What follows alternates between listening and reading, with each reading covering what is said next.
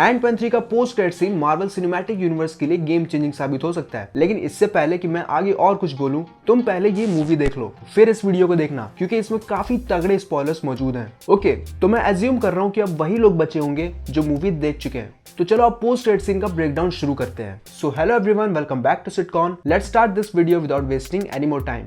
तो post credit scene की शुरुआत एक बहुत ही बड़े एरिना से होती है, जिसमें कैंग के हजारों वेरिएंट्स मौजूद हैं और टाइम के बीतने के साथ ही और भी कैंग्स एक पोर्टल के थ्रू टेलीपोर्ट होकर उस एरिना में आ रहे हैं। अब अगर यहीं पर हम थोड़ा ध्यान से पोर्टल्स को देखें तो ये कुछ वैसे ही पोर्टल्स हैं जैसा हमें रीड रिचर्ड्स यूज करते हुए दिखा था जब वो मल्टीवर्स ऑफ मैडनेस में बाकी इल्यूमिनाटी के मेंबर्स के साथ बैठने आया था।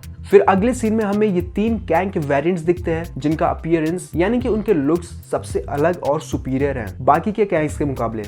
आगे बढ़ने से पहले मैं इन तीनों को थोड़ा सा एक्सप्लेन कर देता हूँ। तो पहले ये वाला वेरिएंट जो एक इजिप्शियन फेरो की तरह दिखने में है, इसका नाम है रामाटट, जो पास्ट में जाके और अपना नाम बदलकर इजिप्ट पर राज कर रहा होता है। फिर ये वाला कैंग जिसकी पूरी शरीर एक रोबोट की तरह है और चेहरा एक साइबॉर्ग की तरह दिख रहा है, इसको कॉमिक से कंपेयर करें तो बिल्कुल ही अलग लुक दिया गया है। तो इसीलिए हम श्योरली नहीं बता सकते कि आखिर इसका नाम क्या है, लेकिन फिर भी मुझे लगता है कि ये वाला कैंग का नाम स्कारलेट सेंचुरियन हो सकता है, या फिर ये कैंग प्राइम भी हो सकता है, जो टेक्नोलॉजी के मामले में बाकियों से थोड़ा एडवांस्ड होता है। फिर ये तीसरा कैंग का वेरिएंट सारे कैंग्स में से सबसे ज्यादा पावरफुल है और ये उम्र में भी सबसे ज्यादा बड़ा है। बेसिकली इसका नाम है इमॉर्टस और इसका लुक बिल्कुल कॉमिक बुक एक्यूरेट है। कॉमिक्स में भी इसकी बड़ी बड़ी मूछें होती हैं और ये अपने सर पर अजीब सा क्राउन पहना रहता है। पोस्ट क्रेडिट सीन के अंदर एज सच हमें इनके नाम तो रिवील नहीं किया गया है, लेकिन इनके अपीयरेंस को कॉमिक से मैच करके ही मैं इन सबके नाम बता रहा हूँ। चलो अब देखते हैं कि इन तीनों के बीच इस सीन में आखिर क्या बातें हो रही थी। तो ये तीनों आपस में कैंग द कॉन्करर की डेथ के बारे में बात कर रहे होते हैं और कैंग को मारने वाला एक अवेंजर है।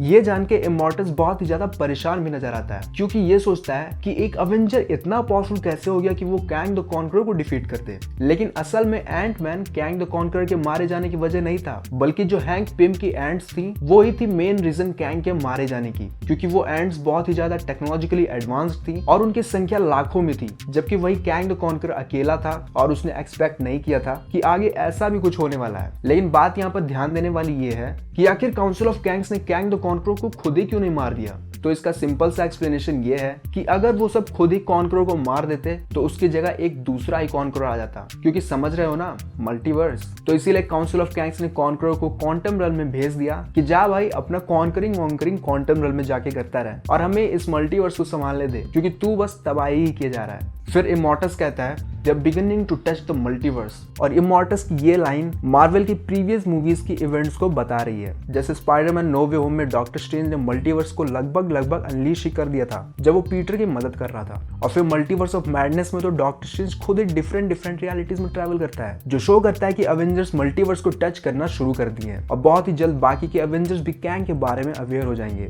और काउंसिल ऑफ कैंग्स को रोकने के लिए जरूर आएंगे। इसीलिए इमॉर्टस ने कैंग डायनेस्टी बनाना शुरू कर दिया है, कैंग के हजारों लाखों वेरिएंट्स को एक जगह इकट्ठा करके। और जितने भी कैंग इकट्ठा हुए हैं उनके ऊपर एक और लुक हमको मिलता है, जिसमें से बहुत सारे कैंग्स या तो ब्लू कलर या तो ग्रीन कलर के सूट पहने हुए हैं। लेकिन ये वाला कैंग जिसने ब्लैक कलर का सूट पहना है, इसको बहुत सारे लोग डॉक्टर डूम का कैंग वेरिएंट बता रहे थे। अब ये चीज कहां तक सही होगी वो तो हमको द कैंग डायनेस्टी में ही पता चलेगा। चलो अब दूसरे पोस्ट क्रेडिट सीन को देखते हैं, जो डायरेक्टली लोकी सीजन 2 से कनेक्ट करता है। लोकी का दूसरा सीजन भी 2023 में ही देखने को मिलेगा। सीन की शुरुआत होती है एक अजीब से दिखने वाली मशीन के साथ, जो आई थिंक मल्टीवर्स में ट्रैवल करने के लिए यूज होगी, और इसका डिजाइन बहुत ज्यादा एडवांस्ड इसलिए नहीं है क्योंकि ये टाइम 90s का है। फिर हमें कैंग की तरह दिखने वाला एक और बंदा दिखता है, जो देखने में कोई विलन कम और साइंटिस्ट ज्यादा लग रहा है। लेकिन मेरी इस बात को सीरियसली मत ले लेना, क्योंकि इस कैंग के वेरिएंट का नाम विक्टर टाइमली है और कॉमिक्स में ये बंदा बहुत ही ज्यादा इंटेलिजेंट होता है। अब इसकी कॉमिक्स की स्टोरी पर मैं नहीं जाने वाला, लेकिन इसकी स्टोरी को ब्रीफली अगर हम देखें